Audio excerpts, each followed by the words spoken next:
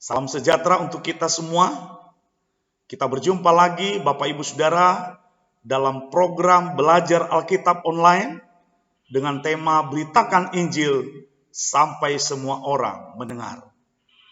Bapak Ibu Saudara, kita bersyukur karena kasih kebaikan Bapa dan Tuhan kita Yesus Kristus yang memberikan kita kekuatan, memberikan kita kesehatan dan kesempatan untuk belajar firman-Nya. Nah, Bapak Ibu Saudara, apa itu penginjilan? Penginjilan adalah proklamasi karya keselamatan yang telah dikerjakan oleh Yesus Kristus Tuhan kita melalui kematiannya di atas kayu salib dan kebangkitannya dari antara orang mati oleh kuasa Roh Kudus bagi penebusan dan pengampunan dosa manusia. Nah, Bapak Ibu Saudara, adapun yang menjadi perenungan kita hari ini adalah apa yang seharusnya menjadi motivasi kita dalam penginjilan. Nah, kita akan belajar dari Rasul Paulus dan kita akan melihat dari suratnya kepada jemaat di Roma di pasal 1 ayat 8 sampai 15. Saya akan membacakannya kepada kita. Pertama-tama aku mengucap syukur kepada Allahku oleh Yesus Kristus atas kamu sekalian, sebab telah tersiar kabar tentang imanmu di seluruh dunia.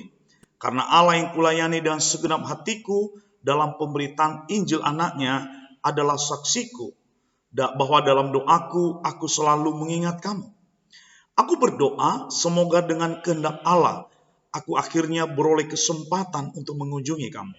Sebab aku ingin melihat kamu untuk memberikan karunia rohani kepadamu guna menguatkan kamu, yaitu supaya aku ada di antara kamu dan turut terhibur oleh iman kita bersama, baik oleh imanmu maupun oleh imanku. Saudara-saudara, aku mau supaya kamu mengetahui bahwa aku telah sering berniat untuk datang kepadamu.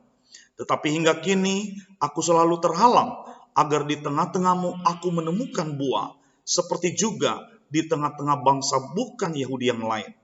Aku berutang baik kepada orang Yunani maupun kepada orang bukan Yunani, baik kepada orang terpelajar maupun kepada orang tidak terpelajar. Itulah sebabnya aku ingin untuk memberitakan Injil kepada kamu juga yang diam di Roma. Nah, Bapak Ibu Saudara, jika kita melihat di ayat 15, di sana Paulus menyatakan apa yang menjadi keinginannya. Yang menjadi keinginannya adalah untuk memberitakan Injil kepada orang-orang yang diam di Roma. Nah, Bapak Ibu Saudara, untuk pergi memberitakan Injil kepada orang-orang yang ada di Roma, apa yang menjadi motivasi Paulus? Apa yang mendorong dia untuk melakukannya, Bapak Ibu Saudara? Nah, Bapak Ibu Saudara, apa itu motivasi? Menurut Kamus Besar Bahasa Indonesia, motivasi adalah suatu dorongan yang timbul pada diri seseorang secara sadar atau tidak sadar untuk melakukan suatu tindakan dengan tujuan tertentu. Seperti contoh, seperti seorang petani yang pergi ke kebun setiap harinya, tidak lain tujuannya adalah untuk merawat tanaman-tanamannya dan juga untuk menafkahi keluarganya. Demikian juga Bapak Ibu Saudara, harusnya di dalam pemberitaan Injil kita juga harus memiliki motivasi. Tetapi pertanyaannya, motivasi yang bagaimana yang seharusnya kita miliki dalam memberitakan Injil? Nah, mari kita memberitakan Injil kasih karunia itu Bapak Ibu Saudara dengan motivasi yang murni, seperti yang tampak di dalam kehidupan Rasul Paulus. Nah, mari kita lihat Bapak Ibu Saudara dari apa yang telah kita baca di dalam kitab Roma pasal 1 tadi. Di mana kita melihat Paulus memiliki sebuah kerinduan, memiliki sebuah keinginan yang begitu kuat untuk pergi ke Roma, yakni untuk membagikan Injil kepada mereka. Nah, apa saja itu Bapak Ibu Saudara yang menjadi motivasi Paulus? Mari kita lihat. Yang pertama Bapak Ibu Saudara, dia berkata di dalam ayat 10, aku berdoa semoga dengan kehendak Allah aku akhirnya beroleh kesempatan untuk mengunjungi kamu. Memberitakan Injil adalah kehendak Bapa. Bapa menghendaki Injil diberitakan. Sebab kenapa Bapak Ibu Saudara? Nah, di dalam Yohanes pasal 6 ayat 40, Di sana Yesus berkata, sebab inilah kehendak Bapakku, yaitu supaya setiap orang yang melihat anak dan yang percaya kepadanya beroleh hidup yang kekal, dan supaya aku membangkitkannya pada akhir zaman. Bapa menghendaki Injil diberitakan. Dia mau supaya setiap orang mengenal anaknya. Dia mau supaya setiap orang menerima anaknya dan percaya kepadanya, sehingga mereka beroleh hidup yang kekal dan dibangkitkan pada akhir zaman. Nah, inilah yang menjadi motivasi Paulus. Inilah yang menjadi dorongan bagi Paulus untuk memberitakan Injil. Dari dalam hatinya, ya, dari dalam hatinya yang bagian terdalam, ya, dia didorong oleh kehendak Bapa itu untuk membawa Injil, untuk memberitakan Injil kepada orang-orang yang ada di Roma. Kenapa? Karena dia tahu, karena dia mengerti apa yang menjadi kehendak Bapa, yakni Injil diberitakan karena Bapa menghendaki setiap orang diselamatkan. Nah, harusnya Bapak Ibu Saudara, ini juga yang menjadi dorongan bagi kita untuk memberitakan Injil. Ya, ada banyak orang memberitakan Injil dengan maksud yang salah, dengan motivasi-motivasi yang tidak benar. Ada orang-orang yang memberitakan Injil oleh karena ingin mencari keuntungan, ingin mendapatkan popularitas, dan berbagai motivasi lainnya Bapak Ibu Saudara. Namun, apapun itu yang menjadi motivasi orang lain dalam memberitakan Injil, tetapi mari kita memberitakan Injil, kita didorong oleh karena Bapa menghendaki setiap orang diselamatkan. Yang kedua Bapak Ibu Saudara, yang menjadi dorongan bagi Rasul Paulus untuk memberitakan Injil adalah karena ia ingin menemukan buah. Ia mengatakannya di dalam ayat 13, saudara-saudara, aku mau supaya kamu mengetahui bahwa aku telah sering berniat untuk datang kepadamu, tetapi hingga kini selalu aku terhalang, agar di tengah-tengah aku menemukan buah, seperti juga di tengah-tengah bangsa bukan Yahudi yang lain. Begitu seringnya Paulus berniat untuk datang ke Roma, tidak lain tidak bukan, ia didorong oleh satu kerinduan, yaitu apa? Ia ingin menemukan buah di sana. Ini tepat seperti yang dia katakan di dalam Filipi pasal 1 ayat 21 dan 22. Dia berkata, karena bagiku hidup adalah Kristus dan mati adalah keuntungan. Tetapi jika aku harus hidup di dunia ini, itu berarti bagiku bekerja memberi buah. Jadi mana yang harus kupilih? Aku tidak tahu. Nah, Bapak Ibu Saudara, bukan berapa lamanya kita hidup di dunia ini. Itu tidak penting, berapapun umur yang diberikan Tuhan kepada kita, itu biarlah jadi sesuai dengan kehendaknya bagi kita Bapak Ibu Saudara. Bukan berapa lamanya kita hidup, tetapi yang terpenting adalah apa yang kita lakukan ketika kita hidup. Apakah yang kita kerjakan itu adalah sesuatu yang bernilai kekal atau tidak? Nah, bagi Paulus Bapak Ibu Saudara, kalau ia hidup di dunia ini, itu berarti bekerja memberi buah. Buah apa yang dimaksudkan Paulus untuk dihasilkannya Bapak Ibu Saudara? Nah, kalau kita melihat di dalam Yohanes 15 ayat 16, di sana dikatakan Bapak Ibu Saudara, bukan kamu yang memilih aku, tetapi akulah yang memilih kamu, dan aku telah menetapkan kamu supaya kamu pergi dan menghasilkan buah, dan buahmu itu tetap, supaya apa yang kamu minta kepada Bapa dalam namaku diberikannya kepadamu. Nah, di dalam konteks ini kita tahu bahwa ini tentang pokok anggur yang benar, di mana Bapa adalah pengusahanya, pemilik kebun anggur itu Bapak Ibu Saudara. Nah, apa yang dilakukan oleh Bapa supaya pokok anggur itu menghasilkan buah yang banyak? Yang dilakukannya adalah membersihkan ranting-rantingnya. Dan ingat, ranting-rantingnya itu adalah kita. Nah, Bapak Ibu Saudara, Bapak mau kita menghasilkan buah yang sebanyak-banyaknya. Tetapi buah apa yang dimaksud Bapak Ibu Saudara untuk kita hasilkan? Buah itu adalah buah yang tetap. Nah, kalau tadi saya memperlihatkan kepada kita di sini Bapak Ibu Saudara, pohon pisang yang berbuah pisang. Nah, harusnya Bapak Ibu Saudara, kita sebagai orang-orang yang percaya, kita sebagai murid-murid Kristus, harusnya buah apa yang kita hasilkan Bapak Ibu? Kalau pohon durian menghasilkan buah durian, pohon mangga menghasilkan buah mangga, dan domba menghasilkan domba. Nah, harusnya kita sebagai orang percaya, buah apa yang kita hasilkan? Harusnya buah yang kita hasilkan juga adalah orang-orang yang percaya, bukan? Sebagai murid-murid Kristus, harusnya buah yang kita hasilkan adalah murid-murid Kristus. Nah, Bapak Ibu Saudara, saya dengan sengaja menampilkan kepada kita pohon pisang.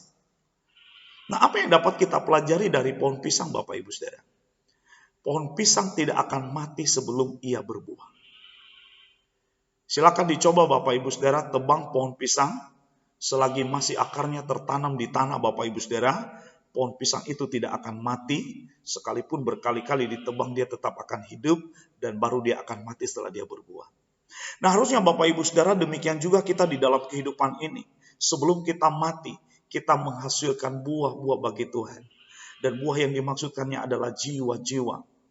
Bapak Ibu Saudara, ada banyak orang di sekeliling kita yang akan mati binasa. Dan kita diberi tugas untuk memenangkan mereka bagi Kristus. Itulah yang menjadi buah-buah yang harusnya kita hasilkan di dalam hidup ini Bapak Ibu Saudara. Nah, mari kita beritakan Injil karena kita ingin menemukan buah di tempat di mana kita berada. Nah, berikutnya Bapak Ibu Saudara. Apa yang menjadi motivasi Paulus dalam memberitakan Injil adalah perasaan berutang. Hal ini dia katakan di dalam Roma pasal 1 ayat 14. Aku berutang baik kepada orang Yunani maupun kepada orang bukan Yunani. Baik kepada orang terpelajar maupun kepada orang yang tidak terpelajar. Bagi Rasul Paulus pemberitaan Injil adalah keharusan. Itu sebabnya dia berkata di dalam kitab Korintus Bapak Ibu Saudara. Celakalah aku jika aku tidak memberitakan Injil. Bagi Rasul Paulus, ia melihat pemberitaan Injil bukan hanya sekedar sebuah perintah. Tetapi pemberitaan Injil adalah hutang yang harus dibayar. Dan ini yang membuat Rasul Paulus Bapak Ibu Saudara tidak tenang tidur. Ini yang membuat Paulus gelisah tentunya. Itu sebabnya dia tidak akan nyaman di suatu tempat. Tetapi dia akan pergi terus dari satu tempat ke tempat yang lain. Dari satu desa ke desa yang lain. Dari satu kota ke kota yang lain. Dari satu pulau ke pulau yang lain. Bahkan dia menyeberang dari satu negara ke negara yang lain. Bahkan ke benua satu ke benua yang lain. Kenapa Bapak Ibu Saudara? Untuk membayar utang. Bapak Ibu Saudara, tidak ada perbuatan yang lebih besar sebagai ucapan syukur kita atas keselamatan yang telah diberikan Tuhan kepada kita. Selain daripada memberitakan Injilnya supaya orang lain memperoleh keselamatan yang sama. Inilah perasaan berutang yang dialami oleh Rasul Paulus. Dilatar belakangi oleh karena ia telah menerima anugerah keselamatan itu. Dan itu sebabnya ia harus pergi untuk membayar utangnya. Untuk memberikan, untuk mengabarkan kepada mereka kabar keselamatan itu.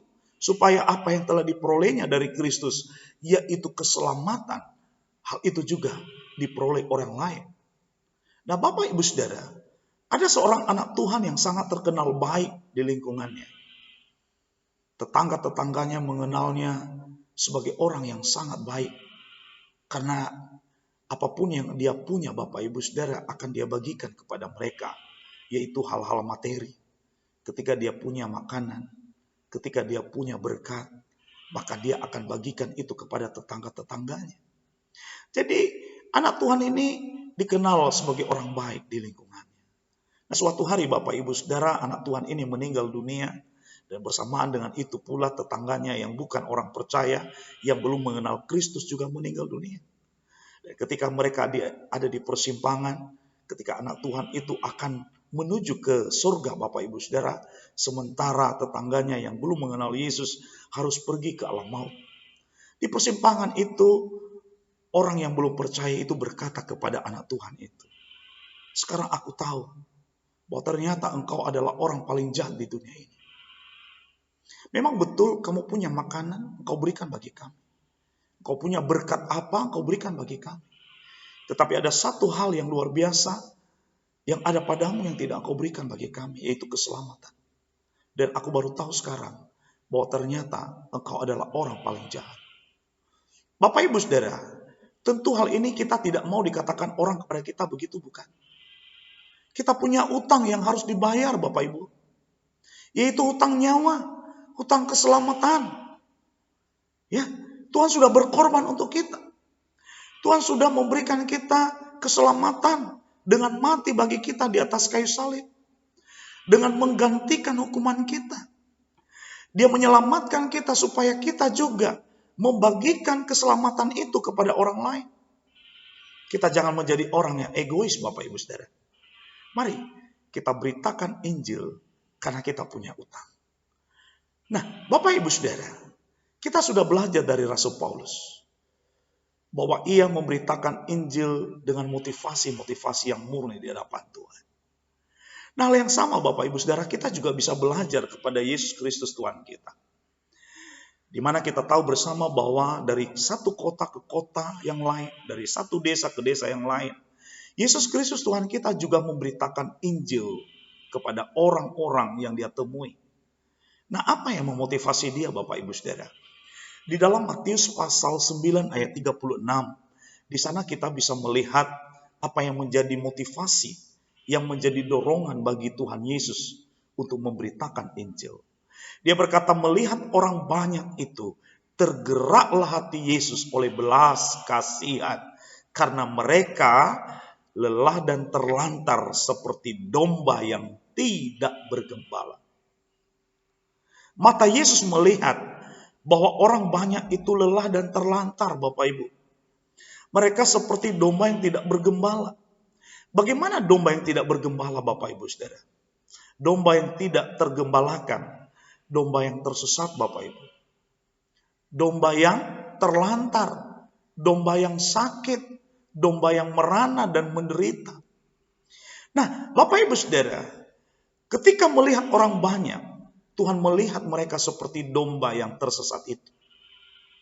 Dan hatinya dipenuhi oleh belas kasih untuk menyelamatkan mereka. Hatinya dipenuhi oleh belas kasih. Hatinya digerakkan oleh belas kasih untuk menjangkau mereka, untuk memenangkan mereka, untuk menyembuhkan mereka. Harusnya ini juga yang memotivasi kita Bapak Ibu Saudara. Tanpa kasih, ribuan bahkan jutaan orang yang ada di sekeliling kita Bapak Ibu Saudara akan binasa. Bagaimana dengan hati kita? Apakah ada kasih di dalam hati ini Bapak Ibu Saudara untuk yang terhilang? Sehingga mendorong kita untuk pergi dan menjangkau mereka. Bapak Ibu Saudara yang diberkati Tuhan, seandainya Bapak Ibu mengidap sebuah sakit, yaitu sakit kanker. Dan kemudian Bapak Ibu bertemu dengan seseorang dan dia memberikan obat yang sangat mujarab kepada Bapak Ibu. Dan setelah meminum obat yang diberikan oleh seseorang itu, dan kemudian Bapak Ibu pun sembuh dari sakit penyakit itu. Kanker Bapak Ibu lenyap. Beberapa saat setelah Bapak Ibu mengalami kesembuhan, Bapak Ibu bertemu dengan seorang sahabat yang juga menderita sakit yang sama, yaitu sakit kanker. Lalu setiap hari Bapak Ibu mengunjungi dia, mendoakan dia, menguatkan dia, menyemangati dia. Namun Bapak Ibu tidak memberikan dia obat yang pernah Bapak Ibu minum dan menyembuhkan sakit kanker Bapak Ibu Saudara. Dan akhirnya Bapak Ibu, sahabat itu meninggal dunia karena sakit kankernya.